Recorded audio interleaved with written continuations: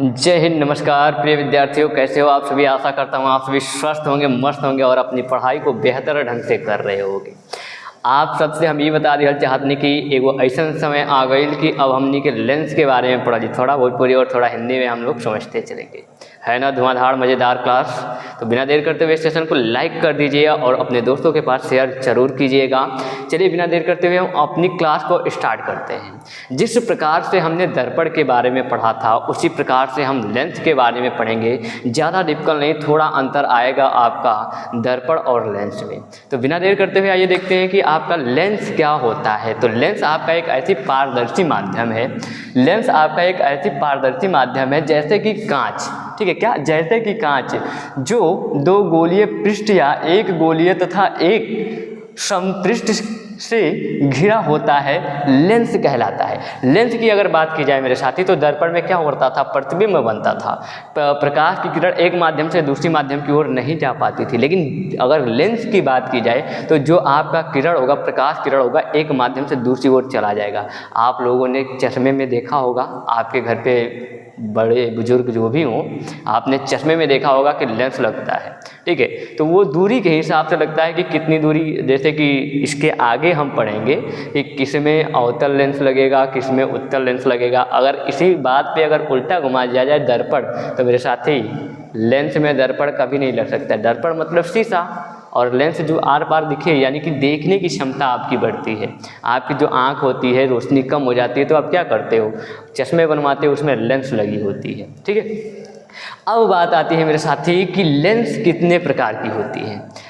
Lens आपका दो प्रकार का होता है, पहला अवतल लेंस और दूसरा उत्तल लेंस। जैसा कि आप देख रहे हो कि पहला हमने लिखा है उत्तल लेंस और दूसरा लिखा है अवतल लेंस। मेरे साथी इसको आप ऊपर नीचे कहीं भी कर सकते हो। तो सबसे पहली बात तो ये आती है कि अब उत्तल लेंस और अवतल लेंस को कैसे समझा जाए। हमने तो लिख दिया है, आपको क्या लिख दिया मेरे साथी, उत्तल लेंस के बीच में मोटा तथा किनारों पर पतला होता है। अब कैसे होता है, एक लड़का पीछे से खड़ा होता है, सर ये कैसे होता है, यही बात है सर। तो देखिए मेरे साथी, अब हम क्या करेंगे, अब हम ज़्यादा सा बात ध्यान से सुनिएगा।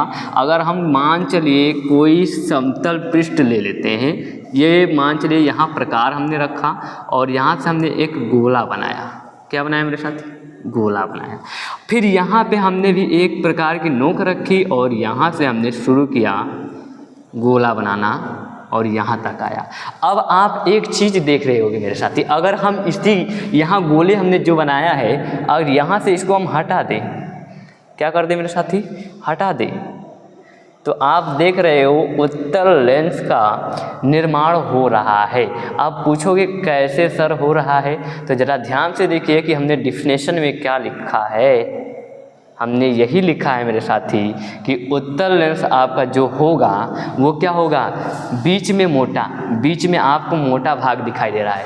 अब उदाहरण के तौर पे मेरे पास सुविधा ना होने के कारण तो मैं नहीं दिखा सकता, लेकिन आप जल्दी से जाइए और अपने घर पे जो कांच की ग्लास होती है या फिर कांच की कटोरी होती है जिसमें आप अन्य प्रकार की भोजन या कुछ भी करते हो, उसको आप आपस में जब मिलाएंगे तो आप देखेंगे कि आकार बन रहा होगा। कैसा आकार, उदाहरण के तौर पे जैसे कि ये दोनों कटोरी हैं, इसको आपस में मिला दे तो आप देख रहे हो कि बीच का भाग जो है मोटा हो रहा है, लेकिन अंदर क्या है, खोखला है या फिर ठोस है। तो मेरे साथी मैं ये बता दूं कि अंदर की भाग ठोस भी हो सकता है और खोखला भी हो सकता है। तो आप उत्तल लेंस के बारे में ध्यान से समझिए। अगर परिभाषा आ जाए तो ऐसे आपको लिखना है कि उत्तल लेंस क्या होता है मेरे साथी, बीच में क्या होता है, मोटा होता है, ठीक है। ये जो भाग आपको देख रहे हो, ये आपका जो भाग है ये खोखला भी हो सकता है और ठोस भी हो सकता है। तभी अभी आपके दिमाग में एक क्वेश्चन और चल रहा होगा, क्या चल रहा होगा, सर लेंस में तो द्वारक पाए जाते हैं, चल रहा है या नहीं, जल्दी से बताइए मुझे। तो जी द्वारक होता है, लेंस के बीच में क्या होता है, द्वारक पाए जाते हैं। कैसे द्वारक, तो जरा ध्यान से देखिए, ये आपके द्वारक हैं, ठीक है। और ये आपका कौन सा लेंस है मेरे साथी, तो ये आपका उत्तल लेंस, ठीक है, ये आपका उत्तल लेंस। अब देखो किनारों पे क्या है मेरे साथी, किनारों पर पतला, किनारों पे पतला, बीच में मोटा। अब बात आती है कि अवतल लेंस किसे कहते हैं। तो मेरे साथी जो अवतल लेंस होता है वो बीच में क्या होगा, पतला होगा और किनारों पे कैसा होगा, उभरा हुआ होगा, यानी कि मोटा होगा। कैसे होगा, उसको कैसे बनाएंगे जरा ध्यान से देखिएगा। उसको अगर मैं आपसे बताऊं तो मान लीजिए कि हमने यहाँ पे फिर वही कार्य किया, यहाँ पे हमने गोला रखा, हमने क्या रखा, गोला रखा, और यहाँ पे भी हमने क्या रखा, गोला रखा। आप देख लो मेरे साथी कि बीच में पतला भाग कहाँ पे बन रहा है, जल्दी बताओ। आप जैसे इसको इंगेज करोगे बेटा, इसको आप जैसे हटाओगे मेरे साथी, तो आपको अवतल लेंस बनता हुआ प्रतीत हो रहा होगा। अब बात आएगी सर अभी तो मुझे नहीं दिखा। जी हाँ, दिखेगा कहाँ से, जरा ध्यान से देखिए, जरा ध्यान से आप देखिए मेरे साथी। सर जरा ये वाली फैन बंद कर दीजिए, ठीक है। जरा ध्यान से देखिए कि आपका जो बीच का भाग है वो कैसा दिखाई दे रहा है।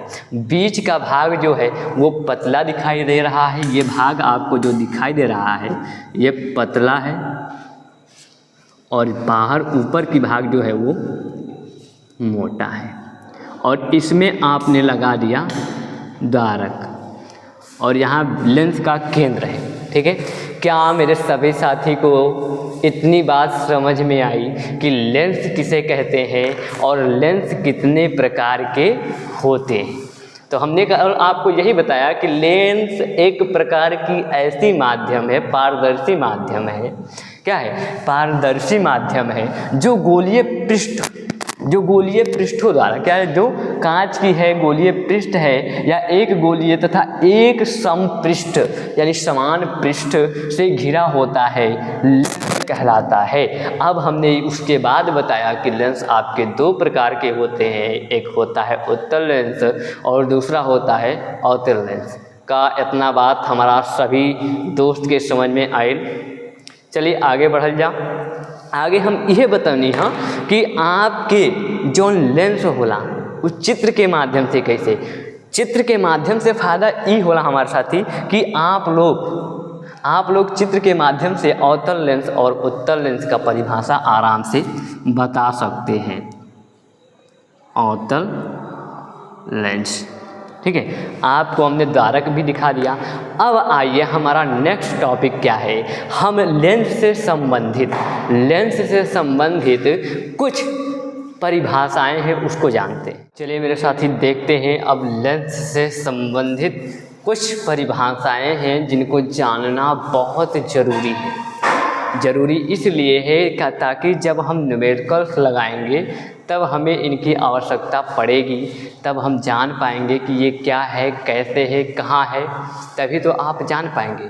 तो चलिए मेरे साथी कुछ आपके परिभाषाएं हैं उनके बारे में जानते हैं। तो आपका पहला परिभाषा आएगा वक्रता केंद्र के बारे में, कि वक्रता केंद्र किसे कहते हैं। तो पहली परिभाषा है उत्तल व अवतल लेंस के गोलीय पृष्ठ जिस गोले के भाग होते हैं उस गोले के केंद्र को वक्रता केंद्र कहते हैं। अभी आपको हमने दो गोले लेकर आपको समझाया था, दो गोले हमने लिया था और हमने कहा था कि हमने प्रकार यहाँ पे रखा, यानी कि केंद्र एक गोले के बीचों बीच में, ठीक है, गोले के बीचों बीच में रखे, उसके बाद से हमने इसे हटा दिया मेरे साथी। तो क्या बना, हमारा उत्तल लेंस का निर्माण हुआ। जब उत्तल लेंस का निर्माण हुआ तो वक्रता केंद्र की बात आए, तो यही आपका वक्रता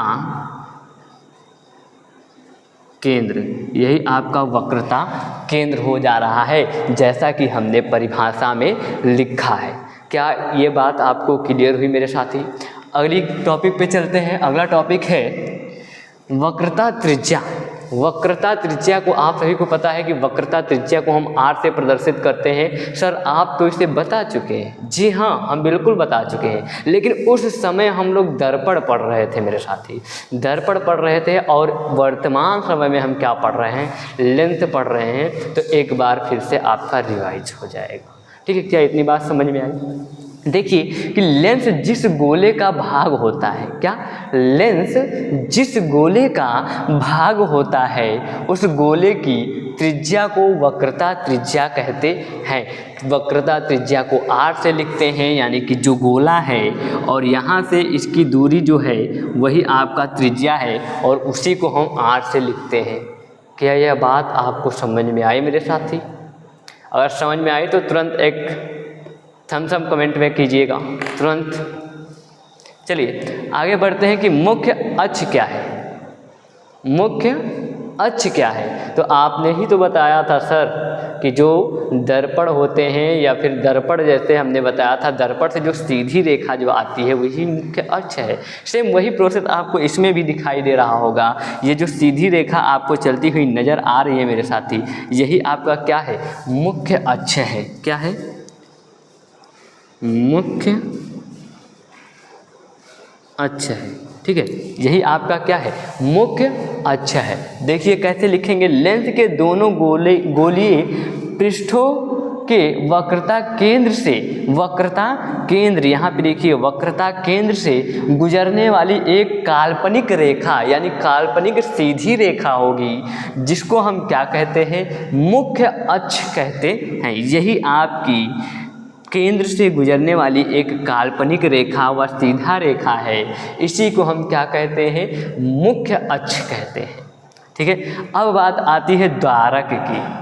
द्वारक की, लेंस के अर्धवृत्ताकार सिरों के व्यास को लेंस की द्वारक कहते हैं। अर्धवृत्ताकार यानी कि इस लेंस जो है, लेंस के बीचों बीच की भाग जो होता है, इसमें जो द्वारक पाए जाते हैं, आधा भाग इधर आधा भाग इधर, इसी को हम क्या कहते हैं मेरे साथी? तो द्वारक कहते हैं। अब बात आती है प्रकाशित केंद्र। प्रकाशित केंद्र किसे कहते हैं?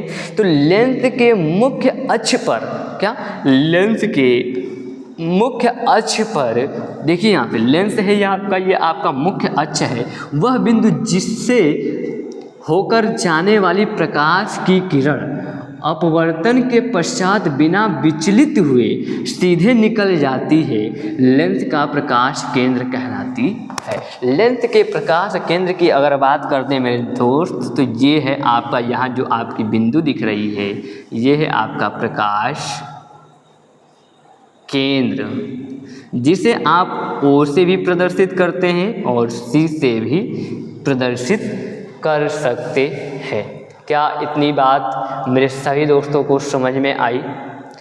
और मैं ये देख पा रहा हूँ कि मेरे सभी साथी जितने लोग हैं देख रहे हैं, अभी तक वीडियो को लाइक नहीं किए।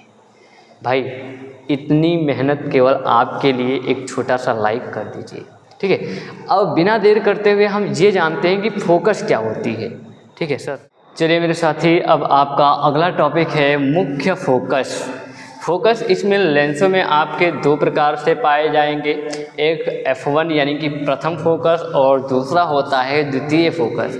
अब वो कैसे प्राप्त होगा हमारे साथी, उसको देखते हैं। तो यहाँ सबसे लेंसों में दो फोकस पाए जाते हैं, प्रथम फोकस F1 तथा द्वितीय फोकस F2। अब बात आती है प्रथम फोकस जो होगा उसको हम कैसे प्राप्त करेंगे? तो जिस बिंदु से आने वाली प्रकाश की किरण, जिस बिंदु से कोई भी प्रकाश की किरण आ रही होती है तो लेंस से गुजरने के बाद समांतर हो जाती है। अभी ऐसे ही हमने आपको दर्पण में भी बताया था, लेकिन वहाँ पे से थोड़ा सा ये चेंज है, बस थोड़ा सा। ठीक है, क्या हो जाती है? समांतर हो जाती है। यानी कि मान लीजिए यहाँ पे कहीं से बिंदु हमने, ये जो आपका मुख्य अक्ष है, यह प्रकाश की किरण कहीं से भी आ रही है और यहाँ से टकरा के, द्वारक पे टकरा के, और ये क्या हो जा रही है? मुख्य अक्ष के समांतर हो जा रही है। इसी को हम कहते हैं प्रथम फोकस। और अवतल में क्या होगा हमारे साथी? तो अवतल में एक बात निश्चित है, अवतल लेंस में ये होता है कि अगर समांतर किरणें आएगी तो ये फैला देता है। अगर समांतर किरण हम इसको ले जाएं तो ये फैला देगा, लेकिन अगर फैली हुई किरण हम लाएं तो ये क्या करेगा? समांतर कर देगा। देखिए यहाँ से हमने क्या किया, कहीं से प्रकाश किरण हमने लाया कहीं से, यानी कि फैली हुई जब हम प्रकाश की किरण लाए तो आपका क्या हुआ, यहाँ द्वारक पे ये टकरा के वो समांतर, मुख्य अक्ष के समांतर हो गया। ठीक है, हमने यही बात इसमें लिखी है। प्रथम नियम, आपको प्रथम बात विशेष करके ध्यान रखना है, वरना अगर आपको पूछ लिया तो ये 2 नंबर के क्वेश्चन आ सकते हैं आपके बोर्ड में और आप यहीं पे गलत करके आओगे। क्या इतनी बात समझ में आई? अब दूसरा देखिए, दूसरे फोकस क्या होता है कि लेंस के मुख्य अक्ष से समांतर आने वाली किरण जिस बिंदु से गुजरती है उसे द्वितीय फोकस कहते हैं। ठीक है, तो यहाँ पे क्या होगा कि समांतर आएगा। ठीक है,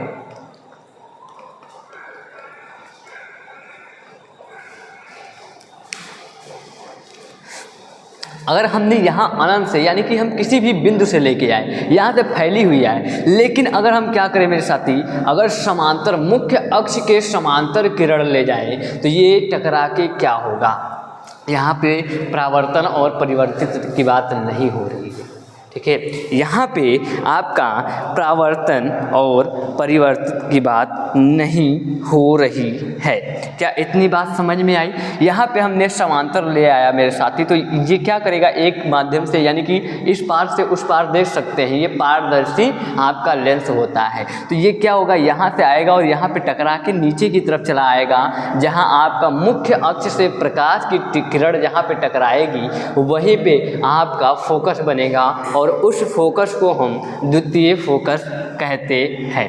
अब ये तो आप ठीक है, लेकिन यहाँ पे देखिए फोकस कहाँ पे बन रहा है, फोकस यहाँ पे बन रहा है। कैसे बन रहा है, तो हमने क्या कहा उसमें अगर हम प्रकाश की किरण अगर फैली हुई हो वहाँ अनंत से कहीं से भी हम ले आएँ तो ये क्या कर देगी, समांतर कर देगी। जब ये समांतर कर देगी मेरे साथी, तो अगर इसके समांतर होगा तो क्या कर देगी, यहाँ से उदाहरण ले लेते हैं, यहाँ से समांतर गई है और उसके बाद इसने क्या किया है, फैला दिया है। तो सेम प्रोसेस अगर हम इसके समांतर प्रकाश की किरण लाते हैं मेरे साथी, तो ये क्या होगा, इससे यहाँ पे द्वारक पे टकराएगा और टकरा के इधर की तरफ चला जाएगा। अब मान लीजिए कि हम आपके मौर्य सर यहाँ पे खड़े हैं। ठीक है, आपके मौर्य सर यहाँ पे खड़े हैं और यहाँ से ये देख रहे हैं। ठीक है, जब आपको पता है कि ये, आपको नहीं पता है कि यहाँ से किरण यहाँ आई है, टकराई है, लेकिन आपको यहाँ से ये देख रहे हैं कि ये किरण इधर कहीं से आ रही है, इधर कहीं से आ रही है, तो इनके अनुसार फोकस कहाँ बनेगा आपका, इनके अनुसार फोकस इधर बनेगा, क्योंकि हम इधर से देख रहे हैं और किरण इधर से जा रही है, तो आपका F2 फोकस यहाँ पे बनेगा। अब मेरे साथी एक चीज़ इसमें और इम्पॉर्टेंट है कि फोकस दूरी क्या हो। ठीक है, तो यहाँ पे ज़रा ध्यान दीजिएगा कि जहाँ पे आपका फोकस बनता है और प्रकाश के केंद्र O जो होता है, प्रकाश के केंद्र O, यानी कि इसके बीच से दर्पण और प्रकाश के केंद्र के बीच की दूरी, यहाँ से यहाँ के बीच की जो दूरी आप देख रहे हो, इसे ही फोकस दूरी कहते हैं। क्या मेरे सभी साथियों को आज यहाँ तक की टॉपिक समझ में आई? फटाफट कमेंट कीजिए। और आज की क्लास आपका यहीं पे समाप्त होता है मेरे साथी। अब हम मिलते हैं एक अगली वीडियो में, तो बने रहिए हमारे साथ।